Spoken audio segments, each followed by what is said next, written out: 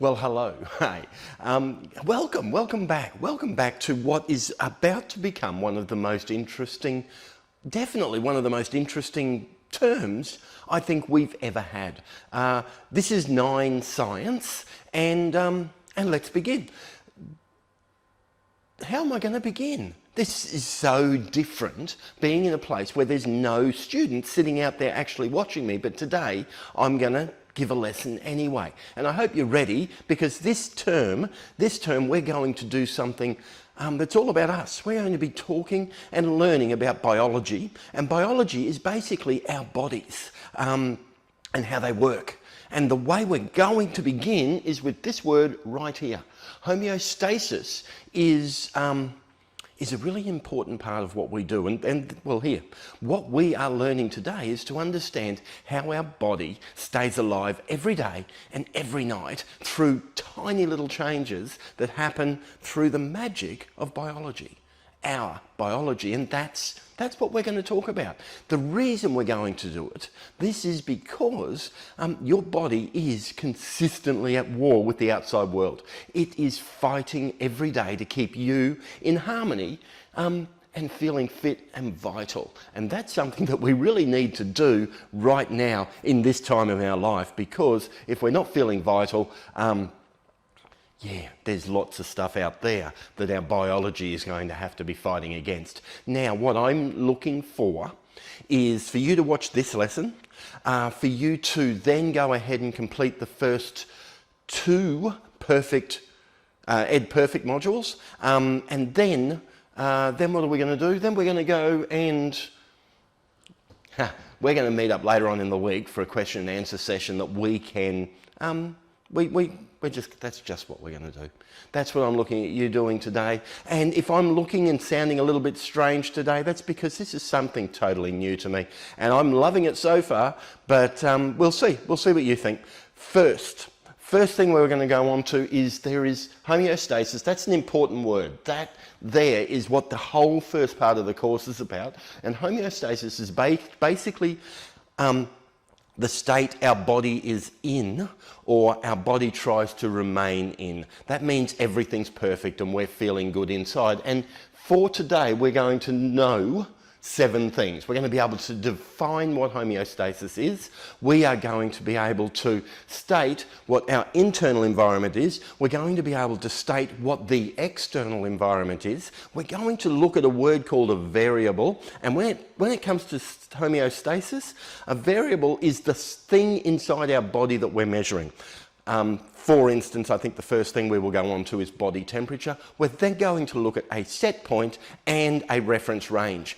All of these things together are what we're going to know by the end of today. So let's begin. We'll define homeostasis. Homeostasis is the process by which the body maintains a stable internal environment. That's an important word. Even when the external environment is, is attacking us, is trying to make our internal environment uncomfortable. And this is uncomfortable. You know who this guy is? I hope you don't know who this guy is, because you shouldn't be watching Game of Thrones. But this guy is Jon Snow, and you can see that his external environment, the environment around him, is trying to make him colder. Okay, now our internal environment likes to stay at a certain temperature, so our body will try and maintain homeostasis by doing something to warm ourselves up. In this case, if this was me, because I am nowhere near as tough as Jon Snow, I would be shivering like crazy. And if I was shivering like crazy, what would happen is my muscles would be contracting and they'd be vibrating, and by doing that, it's actually trying, and it's warming my body up, because I'm basically exercising. That's involuntary exercise is what shivering is, and that would be taking my temperature and building it up. What this slide is showing us, is how the external environment can make our body temperature go low. Now, you saw Jon Snow. Straight away you can see what the external environment is. The external environment is really, really cold. So really cold weather will try and drive the body temperature inside your body down. And then cold water, if you've ever seen on a movie people fall through the ice into freezing cold water, what happens to them is generally, if you don't get them out really, really quick, they die because their body temperature is being driven downwards by the external environment. Now, there's other things that can make your internal body temperature change, but generally it's the external environment that is trying to do it. Now, sometimes our body temperature goes up, and when it goes up, there are things that will try and make that happen. One is, again, the weather outside. If you're in a day and it's 40 or 45 degrees, that is trying to take your internal body temperature and send it up. So what happens? We sweat. And when we sweat, the moisture on the outside of our skin evaporates, and when that evaporates, it makes it go cold. And sometimes you'll see people that go sort of a reddy colour when it's really, really hot, and that's because the veins in their bodies are expanding to try and release the heat, and that's what our body is doing to try and maintain homeostasis. When we're talking about body temperature, I've got three important words for you: a variable, a set point, and a reference range. So when we're talking about body temperature is the variable, okay? In homeostasis, to remain in homeostasis, your body temperature needs to be about 37 degrees Celsius. And that is called the set point. So the variable is your body temperature, your set point is where that body temperature needs to be, and the reference range says that if you're between 36.5 and 37.5 degrees Celsius, you are in a good range and you're not in a position where you could start to fall ill. And that is the main things we're going to be talking about today. So let's move on. The next thing we're going to look at is blood pressure. Now I think everyone's been to the doctor and had the doctor put the cup on the arm and pump it up and check what your blood pressure is. Now that blood pressure needs to be in, well, there's a set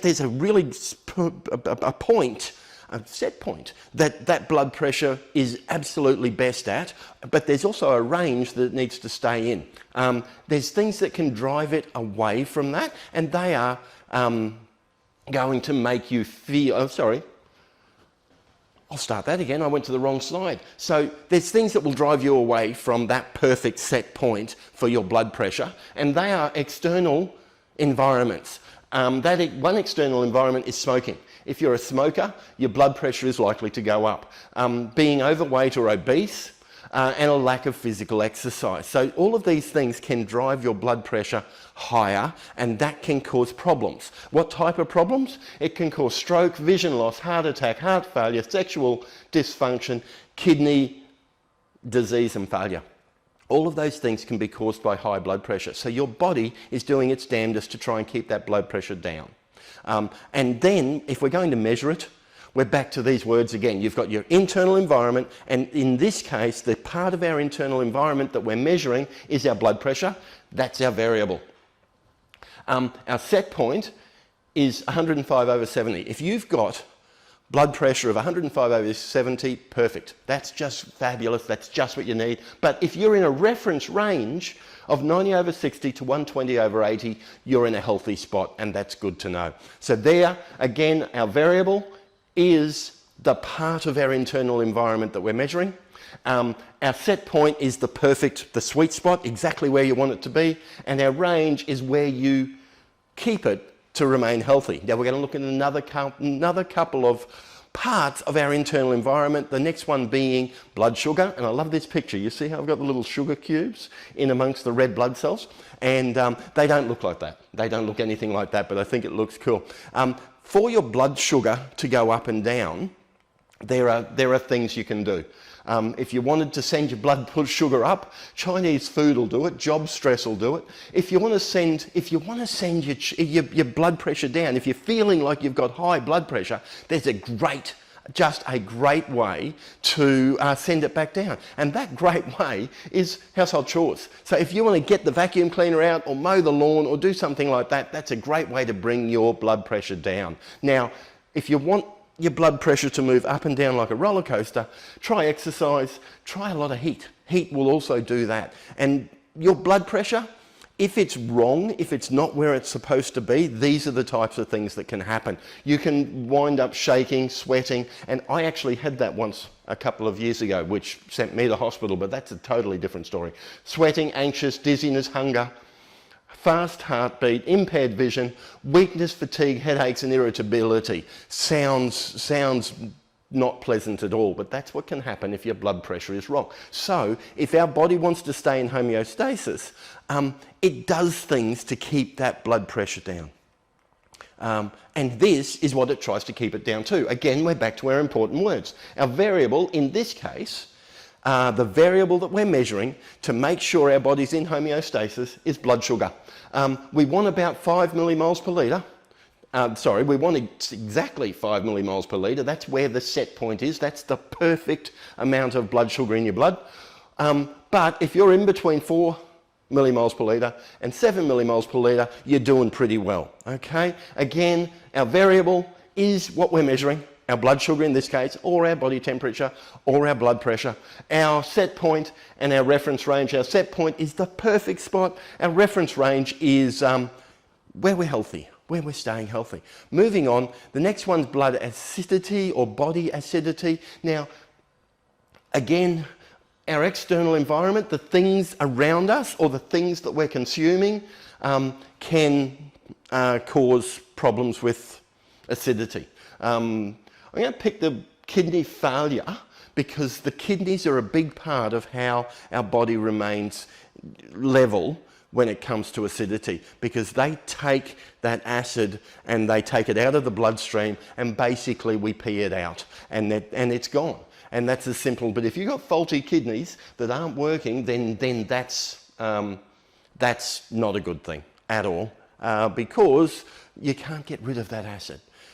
Let's move on to here, which tells us, again, the bad things that can happen if you've got faulty acid, a wrong amount of acid in your blood, whether it be too little or too much. You can wind up rapid and shallow breathing, confusion, fatigue, headaches, sleepiness. All of these things are things that are telling us we're not very healthy. And our body is trying at all times to keep us healthy. And that's what homeostasis is. Now, when we're talking acidity, we're wanting a body acid, we'll start with our variable. Our variable's the important word. Remember, in this lesson, that's one of the things that we need to understand. If we're measuring our homeostasis, if we're measuring how healthy our body is feeling, our variable in this case is body acidity. We want that to be about 7.4 pH. Okay, now that's our set point. So if it's at 7.4 pH, that is perfect. But we'd like it to stay between 7.35 and 7.45. And that's where we're healthy, but perfect is 7.4. Okay, our set point, our reference range.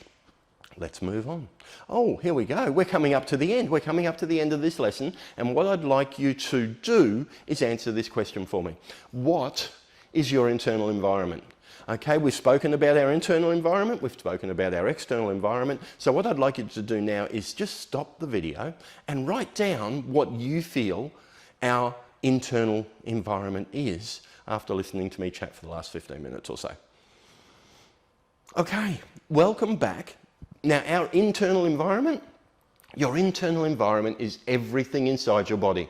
Several factors make up your internal environment, and we've spoken about a few of them here today.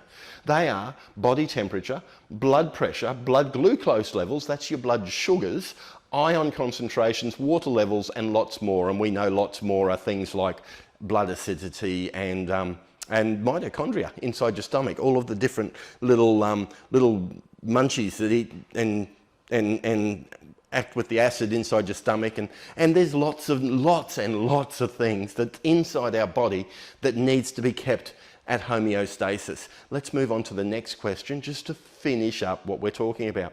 What is your external environment? Now, your external environment, I'm not going to tell you because you've got to answer me. So could I ask you to stop the video, answer the question, and when you come back, we'll go through it together.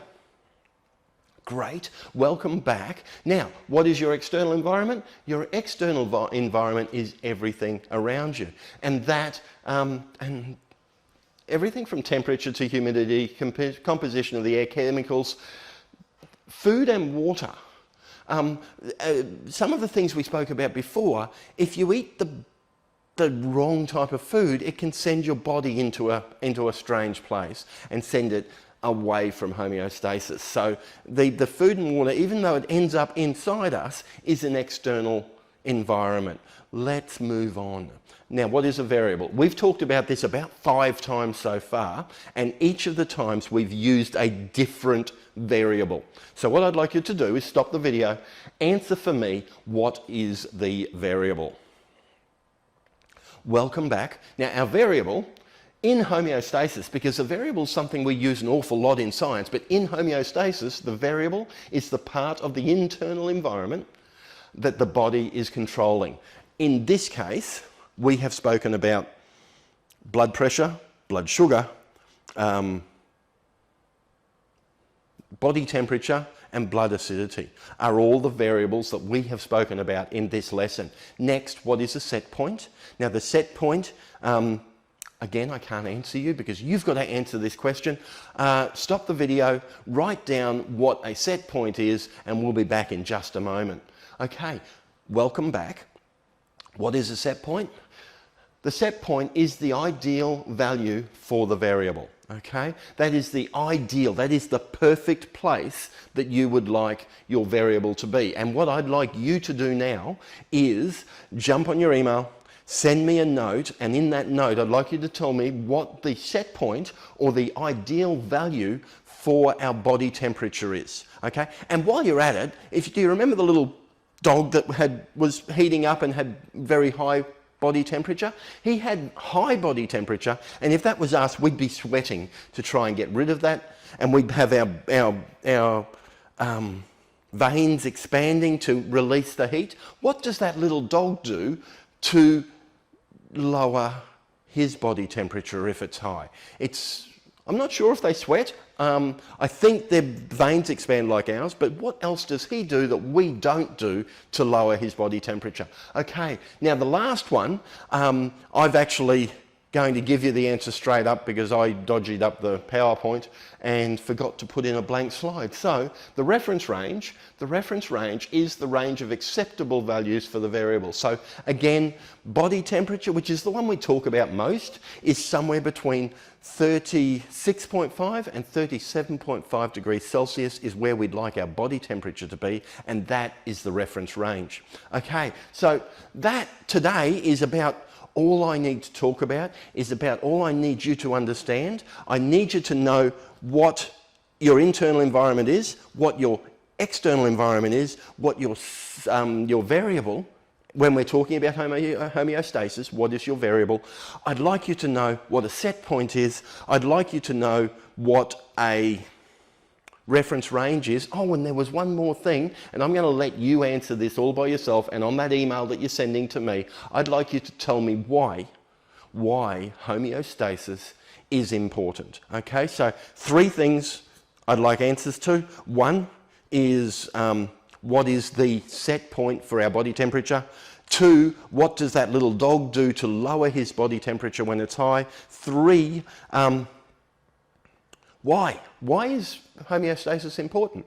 Can you please send all of that to me? I am really looking forward to seeing it, and I'm looking forward to seeing you again real soon, maybe this week, maybe next week, but we will talk soon. See ya. How do I stop this thing?